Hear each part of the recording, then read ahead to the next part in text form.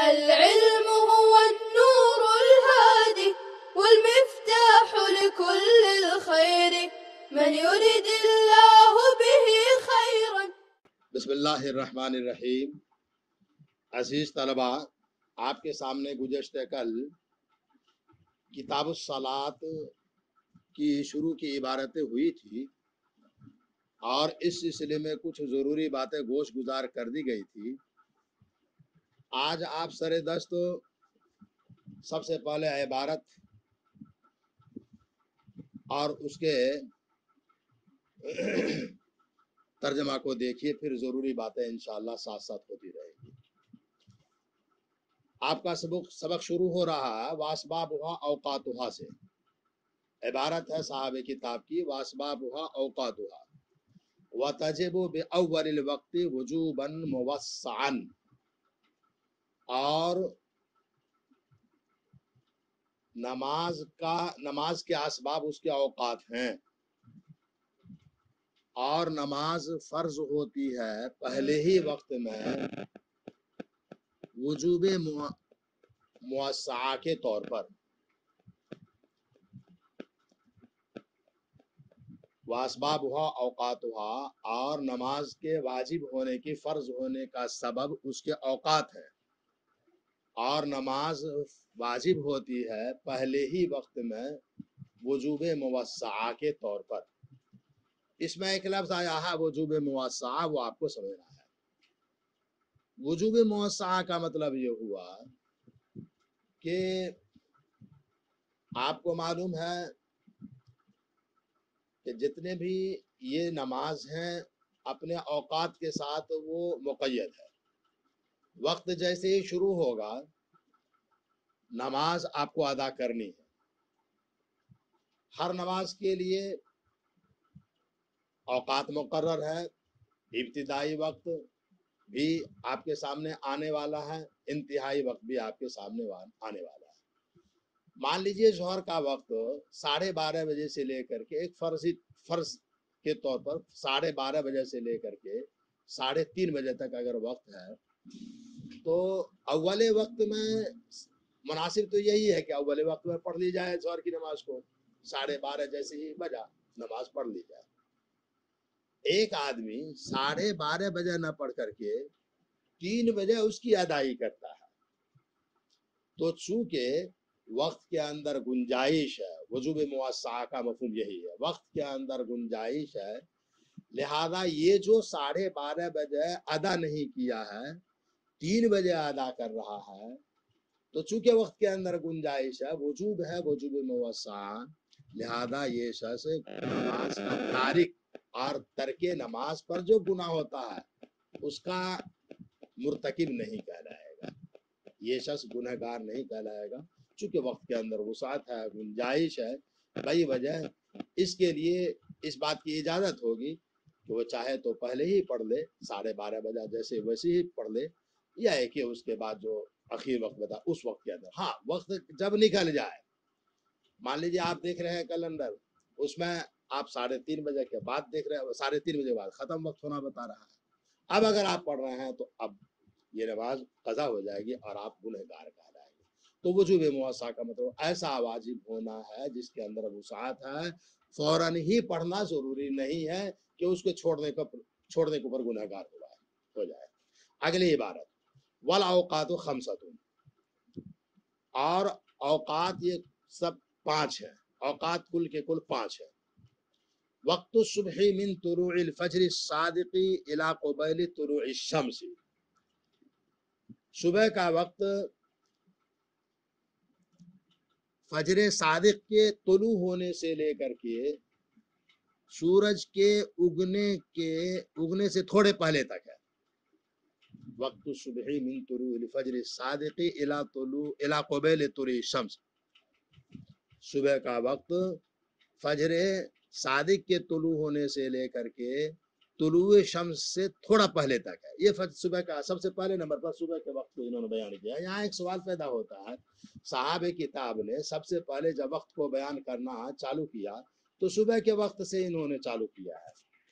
حالانکہ اصول के एतबार से अगर देखा जाए तो हजरत नबी पाक सल्लल्लाहु अलैहि वसल्लम के पास हजरत जिब्रील अलैहिस्सलातु वस्सलाम तालीमन जो तशरीफ लाए थे वो जोहर का वक्त है, लिहाजा इनको भी जोहर के वक्त को बतलाना चाहिए। पहले नंबर पर जोहर का वक्त इनको बतलाना चाहिए, असर का वक्त, उसके बाद सबसे आखिर में फजर का वक्त, लेकिन इन्होंने सबसे पहले फजर के वक्त को बताया। इसकी वजह उलमाए किराम ने मुख्तलिफ लिखी है। एक सबसे बड़ी वजह आप ये बताएं कि दुनिया में सबसे पहले जो नमाज पढ़ी गई है वो फजर की नमाज पढ़ी गई है, एक वजह आप ये बताएं। दूसरे नंबर की वजह आप ये भी बता सकते हैं, जैसा कि हजरत मौलाना एजाज साहब नवर अल्लाह मरकदू ने अपने हाशिया के अंदर तज़किरा किया है कि फजर का वक्त एक ऐसा वक्त है जिसके इब्तिदा और इंतहा में कोई इख्तिलाफ नहीं है। इसकी वजह भी, ये वजह भी आप बता सकते हैं। एक तीसरी वजह और बाज़ किताबों में देखने को मिला, आप ये भी बता सकते हैं कि आदमी बेदार होता है, रात पूरी मुकम्मल सो करके जब आता है और नींद के बारे में आता है, नींद जो है एक मौत की तरह है। अब जब वो बेदार होकर के आता है तो एक गोना अल्लाह तबारक व तआला की नेमत उसको गोया मिल रही है, इस नेमत के शुक्राने के तौर पर जो नमाज अदा की जाएगी वो फजर की नमाज हुई होगी।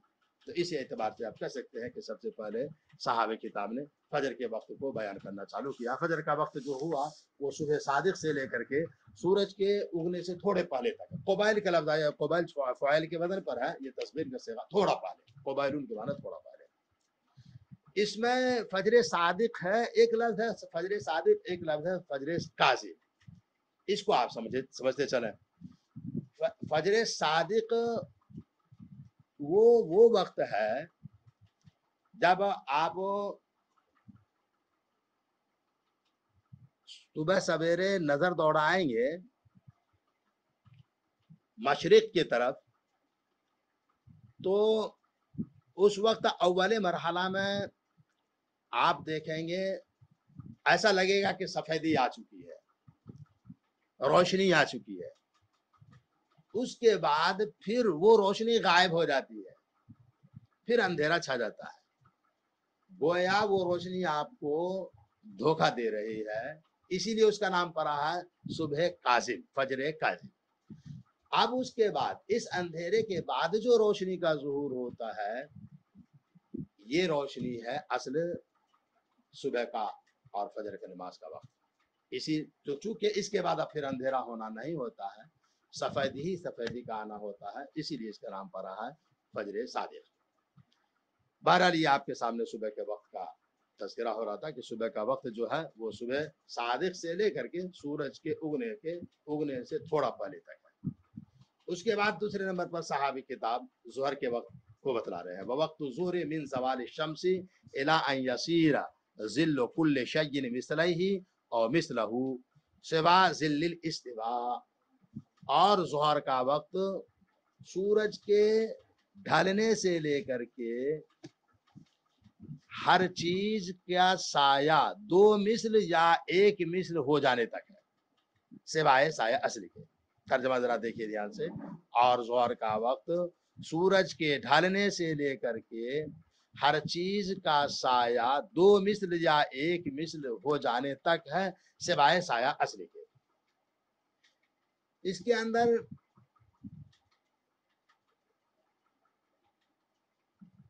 मिसलाए और मिसलहू, मिसलाइने है ये तस्निया इजाफत की वजह से हा की तरफ इजाफत हुई है, तस्निया कानून गिरा हुआ है, मिसलाइनी है, मिसलाइन। इख्तिलाफ है ज़ोहर के वक्त इब्तिदाई के बारे में तो कोई इख्तिलाफ नहीं, वो जवाल जैसे हुआ, जवाल के वक्त से लेकर के एक मिस्र या दो मिस्र। इमाम आजम अबू हनीफा रहमतुल्लाह अलैह के नजदीक साया असली को छोड़ करके दो मिस्र है, जबकि साहिबैन के नजदीक, और आपकी किताब वाले फरमा रहे हैं, हनफिया के बैरिस्टर इमाम तहावी का हवाला दे रहे हैं कि इनके नजदीक भी एक मिस्र है।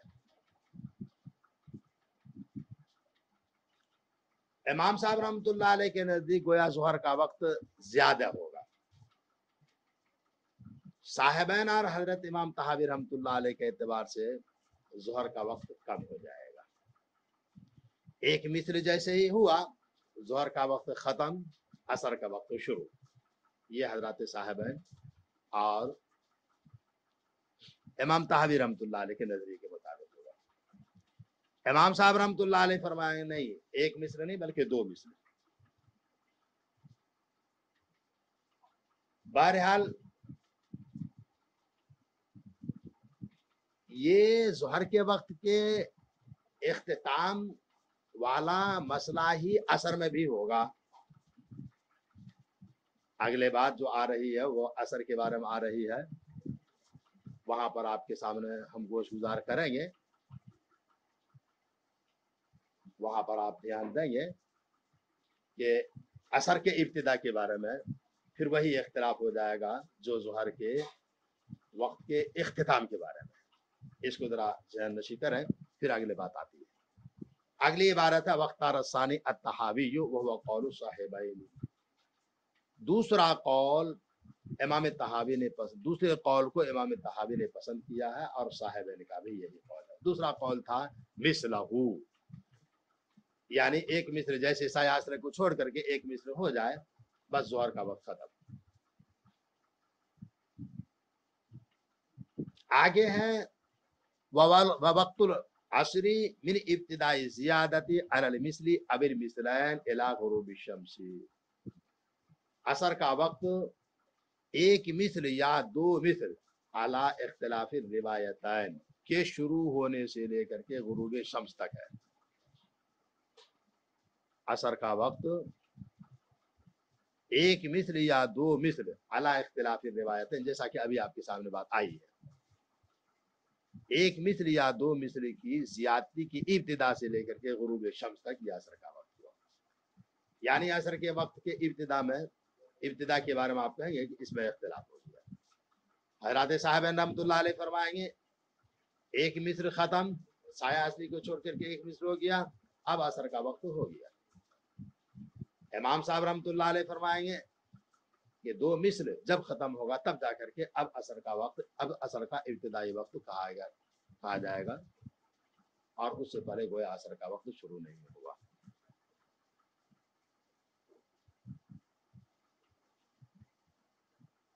हरमैन शरीफैन वगैरह के अंदर असर की नमाज अव्वल वक्त में हो जाती है, और वहां पर इमाम तहावी और हजरत साहिबैन के कौल के मुताबिकत में ही अमल किया जा सकता है, तभी जाकर के आप बाजमात नमाज पढ़ सकते हैं।